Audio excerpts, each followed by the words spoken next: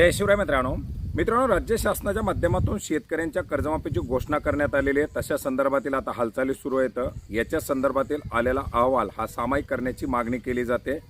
परंतु हे सर्व होत असताना आपण पाहिलं होतं की पूर्वी कागदपत्र गोळा करत असताना सुद्धा आणि सध्या या योजनेची अंमलबजावणी केली जात असताना सुद्धा ज्या शेतकऱ्यांचे फार्मर आयडी आहेत अशा फार्मर आयडीच्या आधारे शेतकऱ्यांची ओळख पटवून या कर्जमाफी योजनेचा लाभ देण्याचा शासनाच्या माध्यमातून प्रयत्न आहे। आणि त्या अनुषंगानं शेतकऱ्यांची कर्जमाफी योजना राबवली जात असताना फार्मर आयडीला एक विशेष महत्त्व असणार आहे। फार्मर आयडी हा अतिशय बंधनकारक असणार आहे। ज्या शेतकऱ्यांची वैयक्तिक जमीन आहे त्या शेतकऱ्यांचे फार्मर आयडी जनरेट झालेले आहेत। मोठ्या प्रमाणात शेतकऱ्यांकडे फार्मर आयडी येतं।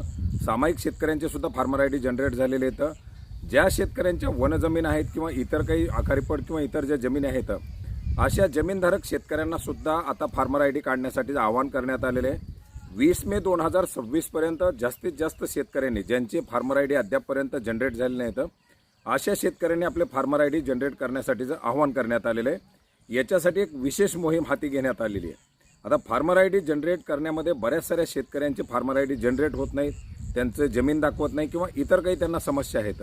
त्याच्यामुळे काही शेतकऱ्यांनी फार्मर आयडी बनवलेले नाहीत। अशा शेतकऱ्यांसाठी प्रत्येक विभागासाठी एक अधिकाऱ्याची नेमणूक करण्यात आलेली आहे। त्या अधिकाऱ्याचे मोबाईल नंबर देण्यात आलेले तर जर कोणाला काही समस्या असेल तर त्या अधिकाऱ्याशी संपर्क करून आपली समस्या सांगून आपला फार्मर आयडी जनरेट करण्यासाठीचं आवाहन करण्यात आलेलं आहे। या सर्व अधिकाऱ्यांचे नंबर तुम्हाला डिस्क्रिप्शन बॉक्समध्ये दिलेल्या लिंकमध्ये मिळतील।